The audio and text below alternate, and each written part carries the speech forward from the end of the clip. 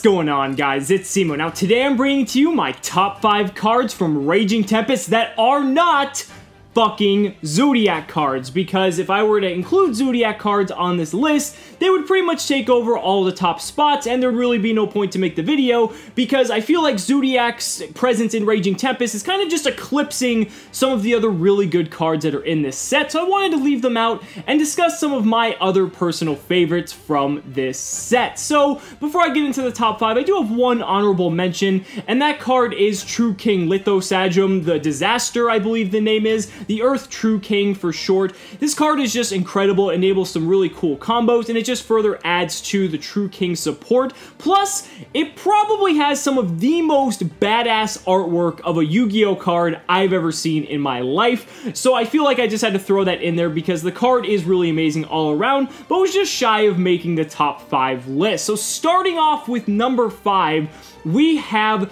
Heavy Armor Train Iron Wolf. Now, I did a video on this card quite a while back when I first saw that it was announced, and it's for good reason. The card is really strong. This basically gives machine-type rank 4 decks now a Nightmare Shark, and that's just fucking terrifying because a deck like ABC, which in my opinion is still going to be competitively relevant even though Zoodiacs are going to be infesting the format, because you know, ABC Dragon Buster plus Dimensional Barrier is still probably one of the strongest turn 1 boards you can possibly make in this game, and the deck is fairly consistent in getting there with like a 30 to 40% chance to do so depending on your build. So now that ABC has very easy access to a Nightmare Shark-like card, when the deck can already deal so much damage, the deck has such an easy access to make rank 4s with 2 different machine monsters, it's just absurd that this card's going to exist, and it's just a very powerful tool that ABC players might want to consider making room for in their extra deck. You know, back in the Burning Abyss format with Nightmare Shark, that was one of the key killer cards, because if you went under 2,000 or even 2,900 life points against a Burning Abyss player, you knew you were in the danger zone and were under the threat of Nightmare Shark. So Heavy Armor Train Iron Wolf is going to be able to pretty much create that same scenario, but now for ABC deck or any rank 4 machine deck moving forward in the future. The card is really powerful, and on top of that, it has some good recovery as well. So it's not the greatest card because it's very niche in its application, but for the decks that it can be used in, the card is absolutely phenomenal. Now, moving on to number 4, we have Full Force Virus, another addition to the Virus collection. Full Force Virus is really interesting because it requires a tribute of a dark monster with over 2,000 defense, and does the same thing that all viruses do. You destroy all monsters, check the hand, and check the next draws for the next 3 turns for any monsters with 1,500 or less defense. Now, what I really like about this card is that a lot of the cards that are usually in the meta have very high attack stats, and then very low, if sometimes 0, defense stats. I mean, you can look at the entire Zoodiac archetype, you can look at a card like Ignister, you can look, there's so many different instances of cards that are like this that are just very susceptible to low defense, and Full Force Virus is a very, very strong card in that respect. I could spend the next 2 to 3 minutes just listing off every card, but there's a lot of them, especially in the competitive meta. Now, the biggest drawback to this card, aside from it being a trap, because that's obvious, is the fact that you need to tribute a monster with 2,000 or higher defense. Now, off the top of my head, Burning Abyss and DDD don't really have a problem doing that because there's a lot of monsters in both of those archetypes that have monsters over 2,000 defense. And what you can do to work around this is there are extra deck monsters that are of dark attribute that have over 2,000 defense as well, making this card viable not necessarily in a specific dark focused deck,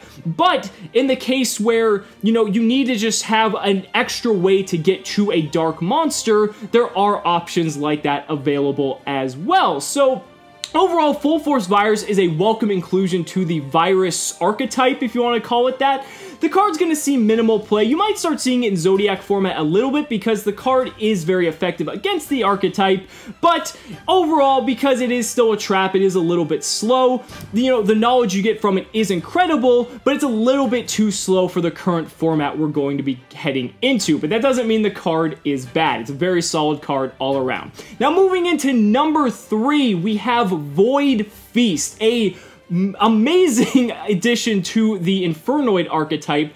At the cost of just pitching a Void spell or trap card, you are able to special summon up to 3 Infernoid monsters from your deck as long as their total levels are 8 or lower. And why that's so good is because you can summon 2 copies of Infernoid Decatron as well as a 3rd monster. The Decatrons are both going to trigger. You can send an Onuku and a Deviati to the graveyard, meaning that on top of it being a +1 in terms of card advantage, you now have 2 monsters on the field, one that can negate monster effects, one that can negate spell and trap effects, as well as your Onuku and your Deviati loaded up into the graveyard for later turns. And it's the fact that it's a +1, the fact that it does all these different things is absolutely incredible, and Infernoid decks moving forward into the future are probably going to be maxing out on this card because it's such a powerful play.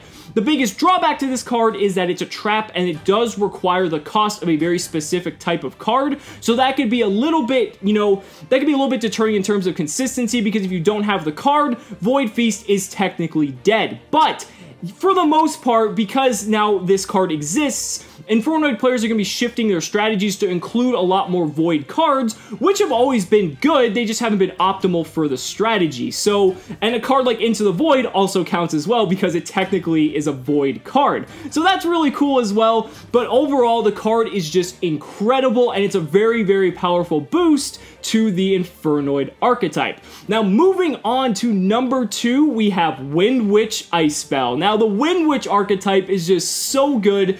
If I can tell you that you can make Crystal Wing Synchro Dragon with 1 card, I think I'll have piqued your interest. Now, this card, along with the other cards you need to make the Crystal Wing Synchro Dragon, are just amazing. It's basically the new Speedroid Terratop engine, albeit a little bit larger. It's not as, as condensed as the Terratop engine, but rather than making rank 3s, you're able to make a Crystal Wing Synchro Dragon with just 1 card. And that's just fucking amazing to me, because this engine, because of how small it is also very splashable. And you've seen in the OCG before, a lot of the OCG players have been using this engine, combining it with like artifacts, with Zoodiacs, with Eidolons, or Invoked rather. There's just so many different applications because, if you have all your different crazy Zoodiac shenanigans and you can throw a Crystal Wing Synchro Dragon on top of it, then why the hell not? It's just another amazing play that you can do with just 1 card.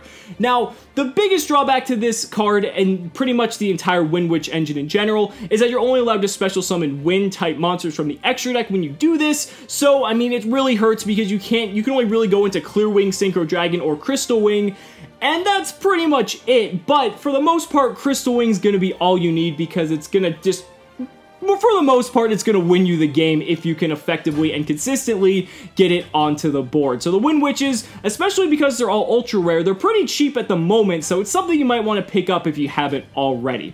And finally, for my number 1 card from Raging Tempest, excluding Zoodiacs, if you haven't already guessed it, it's That Grass Looks Greener. I love this card so much because it enables so many different types of decks. I've already talked about Infernoids, and this is one of them. The biggest problem Infernoids had was really just dumping their resources into the graveyard to have them available to continuously recur and overwhelm your opponent, and That Grass Looks Greener now allows you to do that, essentially dumping a third, sometimes half of your deck into the graveyard. The more cards like Pot of Desires your opponent uses, or the more they search their deck, the more value you're gonna get off of a card like That Grass Looks Greener. And it also helps decks like Lightsworn as well in this aspect. You could mill like 3 Wolves off this card and just pretty much go absolutely fucking crazy. Any archetype that relies on either the milling archetype or the mechanic of needing cards in the graveyard really benefit from this card. And there's so many different splashable engines now you can throw in these decks because you need to create 60 card decks to maximize That Grass Looks Greener to its full potential. And I really love how That Grass Looks Greener really challenges the notion of deck building. We focused on deck building for so long, 40 cards, make it as consistent as possible to draw our cards when they need them.